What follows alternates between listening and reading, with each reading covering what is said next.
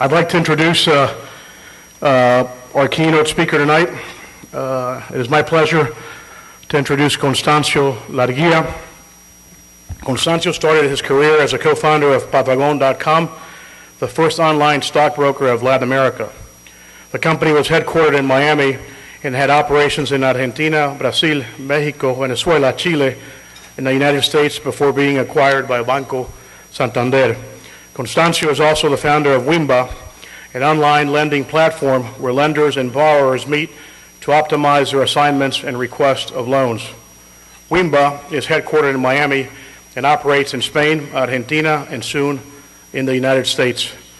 Prior to Weemba, Constancio was a venture investor and chairman of Boomerang.com, the first online job search engine of Latin America with operations in Argentina, Venezuela, and Mexico. The company was later acquired by Terra Lycos. Constancio graduated in international business from Universidad de San Andrés in Buenos Aires. Please help me welcome Constancio Larguia. Thank you, Jorge, for your introduction. Good evening, everyone. Thank you for joining the conference. Irma requested or suggested that I tell a little bit about the history of Patagon. So let me start with remembering how the company was founded in Argentina. In any case, Chase Capital Partners decided to invest along Flatiron Partners, that later evolved towards Union Square Ventures nowadays, $4 million in Patagon at a valuation of $12 million. With that capital, we were instructed to expand our business across Latin America, something that we did following an important rule for every entrepreneur, I think, which is to secure the cash and try to make acquisitions through equity swaps. We did have the valuation that Chase had imposed on us of $12 million, and that inherently means that our stock is valued as a currency, and therefore we visited Brazil, Mexico, Venezuela, and Chile, acquiring 4 more brokerage houses in those countries within 120 days. We also decided to establish headquarters in this city, in Miami. We were an interesting case in the internet universe because due to the fact that we were acquiring businesses already functioning in the financial markets of the target countries, we had kind of a solid cash flow for an internet company, a cash flow that was coming from the clients that the acquired brokerage houses already had. By the end of 1999, it was decided that we needed to raise more capital to expand operations within the US, primarily to acquire a broker license in this country and expand our operations for the domestic market. We went to the market looking forward to raise $35 million at a valuation of $100 million for the company. And we ended up raising $53 million at a higher valuation in a transaction that was masterfully articulated by Susan Siegel, who at the time was the head of Chase Capital Partners, and Daniel Canel, who was the president of Patagon at that time. Investors were JP Morgan Capital, Goldman Sachs, Chase, of course, Intel Capital, GE Capital, Reuters Capital, and Telmex, among others. The transaction took place on December 19th of year 1999, and 79 days after that, on March 9th of year 2000, the exact date of the Nasdaq historic maximum, we received an acquisition proposal from Banco Santander suggesting to acquire 75% of Patagon in a cash deal in an operation that would set a valuation of $705 million. Of course, the proposal was accepted. And considering that all of the venture investors were selling their part, it occurred to me that it was a good idea to do the same. I did so.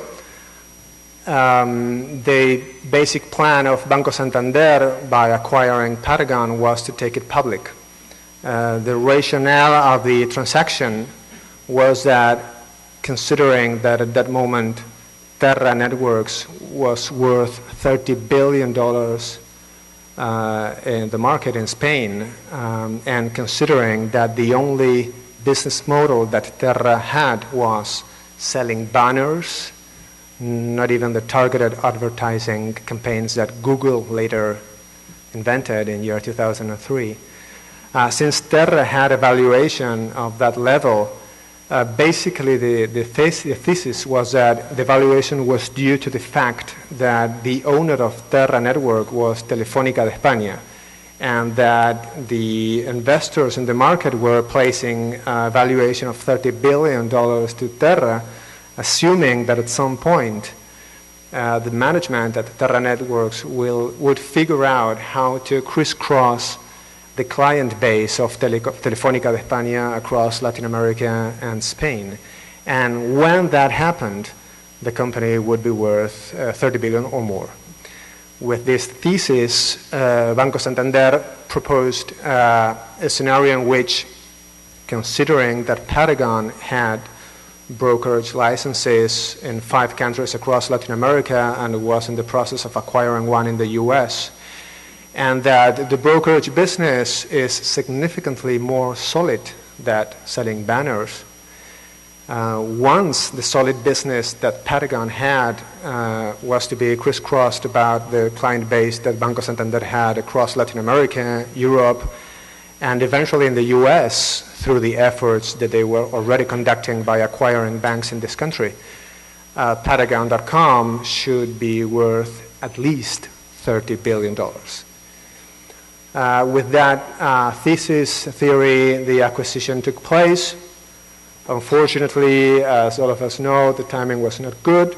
Timing the market, it's elusive to every one of us. Sometimes we're lucky, sometimes we have the good fundamentals, but many times we miss it. And in this particular case, the bank was unable to take Paragon public.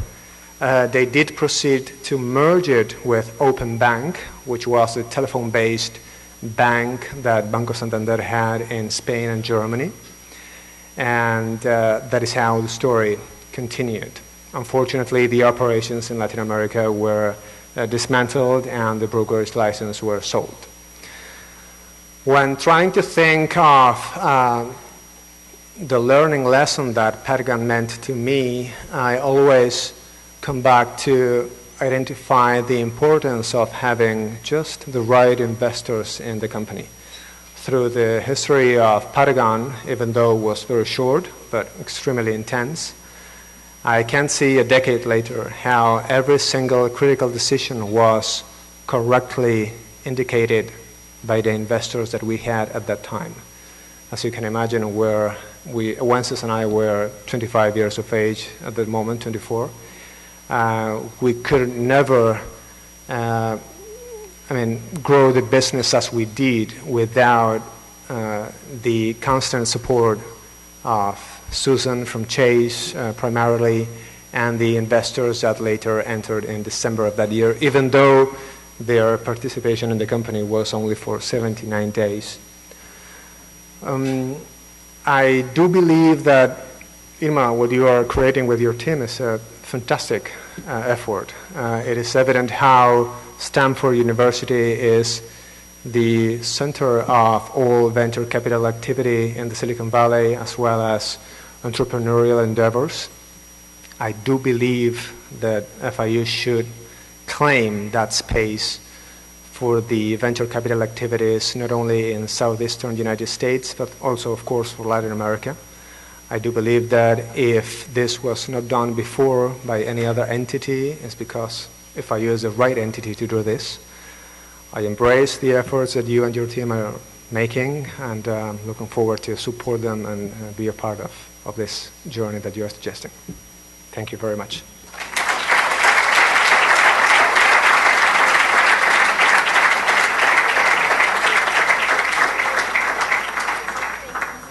We have time for a couple of questions for Constancio. Of course, my pleasure. I know that a lot of you told me that you have very hard questions for him, so now it's the opportunity. Here we have it, Fakiri. Because Constancio, what do you think is the one lesson that entrepreneurs need to really keep in mind as they're struggling and things get difficult? Well, thank you for your question. It's a very interesting one. I do believe, I was once told recently actually, that an element that an entrepreneur should always keep in mind, and ideally the investors as well, is that a necessary skill for entrepreneurs is to be defined using an American expression related to American football called the open field runner. You are the person that, as an entrepreneur, has to identify which is the right way to go, even though you may not have that entirely clear at the moment of drafting your business plan. What you suggest to investors is the ideal road, but you do know, and investors must know, that you will have significant feedback from reality that would give you back information about how accurate your visions of the future are. Therefore, having the capacity of modifying the business plan, the business model of the company, is something that an entrepreneur must be able to do with enough flexibility. And by saying this, I would like to bring to your attention the fact that Google, being founded in 1998, discovered that their business model was about advertising in 2003, 5 years after being founded. The original business model for Google was to outsource searching capabilities within other websites. Therefore, when you would go to buy shoes to a website selling shoes, the search engine of that particular website would be powered by Google, and Google would charge for that technology. But they were not in the advertising business, something that they discovered 5 years after founding the company.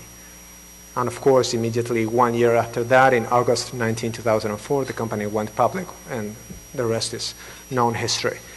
So having the capacity of reinvent yourself when you find obstacles or adversities with which you did not count at the beginning of the process, I think it is something critical. At the end of the day, on my understanding, the entrepreneur has the fiduciary responsibility of bringing return on the investment of the investors.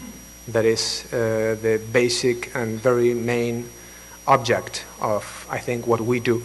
Of course, the nature of the business that we try to conduct is critical and will ultimately define whether or not investors are interested in the niche that you are trying to address. But finally, what an entrepreneur has to do is to secure a return for the investors. And in that capacity and that task, the capacity of adapting to what the market suggests and proposes, on my understanding, is critical.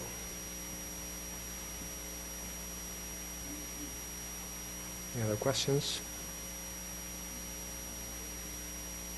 Yes, Federico. Can you talk a little bit about securing capital for entrepreneurs? You mean the process of obtaining the backing of investors? Well, yes, of course, it's a critical process of every startup.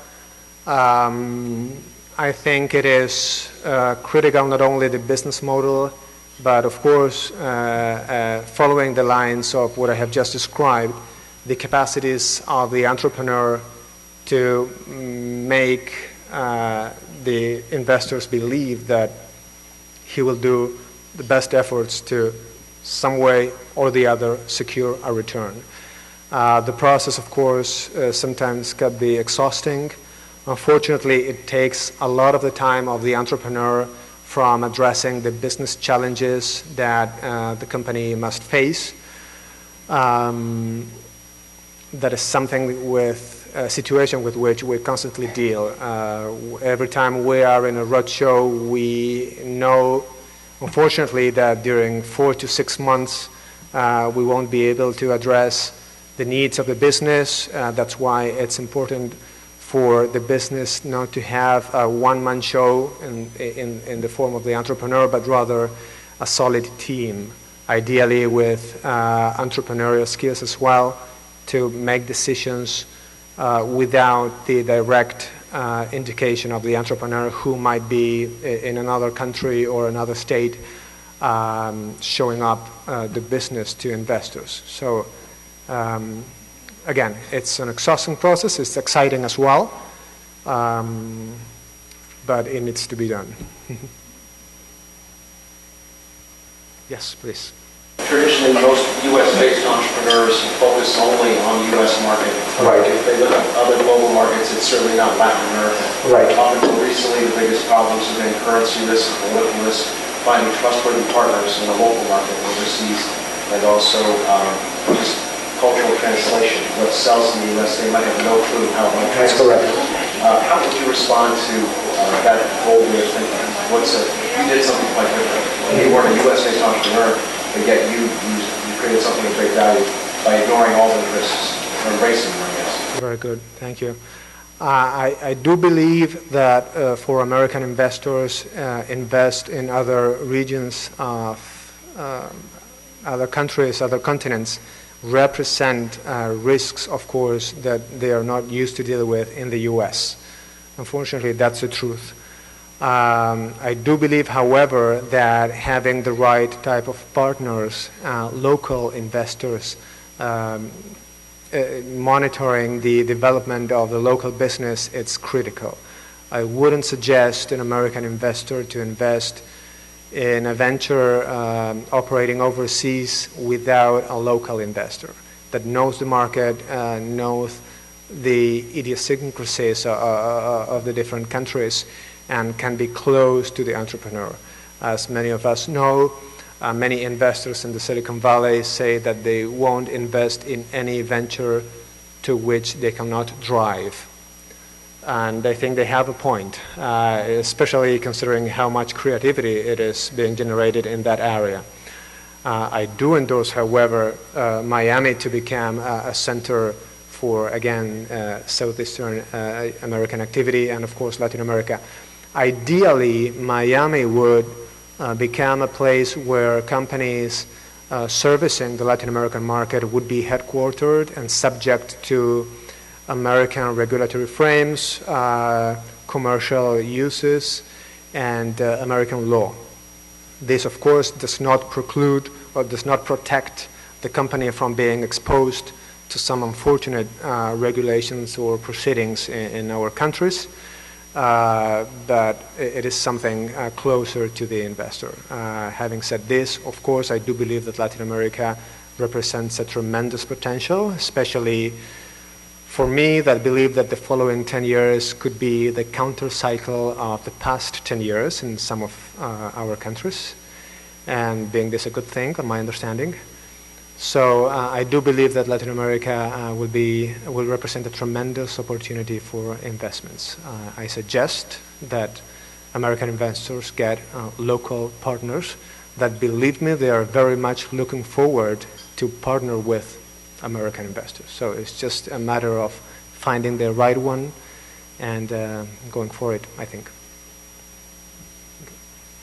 You gentlemen had a question. I had a very similar question. One of the goals of the conference is to address the funding gap in Latin America. What do you think that Latin America can do to fill that gap? Is it the role of the government to step in? Should banks be doing more lending? Are the barriers institutional, cultural? Is there a country that's showing the lead in this area? Of course, there is much to be done on a political level. I wouldn't count or expect this to happen in the short term, except from Chile, which I believe has even a state policy of favoring immigration of technology-savvy entrepreneurs. This is the most bold movement that I have seen in Latin America right now, and of course I endorse it. I think it is fabulous, and I do believe that Chile can become really the Silicon Valley of Latin America. In Argentina as well, you do have some policies at a municipalities level, where they do have some technology districts that have benefits tax-wise, and that try to generate an ecosystem of entrepreneurs and investors that would create, again, a self-reinforcing loop and dynamic that would eventually permeate to the government levels. In fact, these policies have been presented by the government of the city of Buenos Aires. Brazil is a fantastic country, Mexico as well, and I can't see why they would not try to favor this if presented with the right type of information and incentives. We don't have a venture capital community really articulated in our countries, I think. We do have angel investors, most of them schooled in the United States or with experience in this country that know how to deal with entrepreneurs and this type of situations. And they have been pretty active. They could be the right link between an American-based investor and Latin American venture. And I do know of some banks, specifically in Argentina, Banco de Galicia, which is the biggest non-governmental bank in Argentina, listed in NASDAQ, which is an investor in my current venture, that they do have a department specifically addressed to venture capital and angel investing. They are partnering with the Media Lab of IBM here in the US, and being having so much experience in the banking sector and investment sector, I believe they could be a very attractive partner locally. But again, they are not the only one. You do have a community of angel investors, and I think that venture capital is slowly gaining their space. Unfortunately, in Argentina, the past years were not very encouraging from a policy perspective, but hopefully this will take place in the following years. Yes? I'm curious to know the valuation method that is used in Paradigm to calculate its value, whether or not it was a comparable method, the discounted cash flow method, or the formula, and also whether or not you saw any similarities with the AOL Time Warner merger, and as you know, the situation where that was one of the worst merger and acquisition in modern days.